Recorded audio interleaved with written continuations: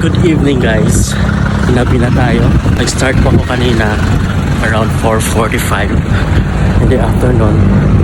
Medyo konti pa yung tao dito. Ngayon, madami na. Madami nag-jogging. Madami nag-walking. Kung hinabi na tayo, kasi run walk ginagawa natin. Ang dami ng tao. Yes guys, nagtatagalog tayo. Kasi nga, almost 11k tayong followers.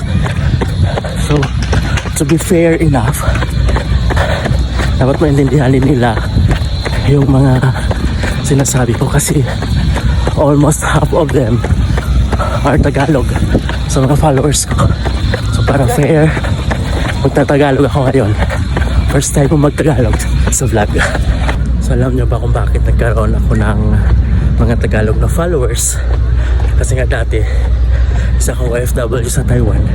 So most of my kasama are mga Tagalog.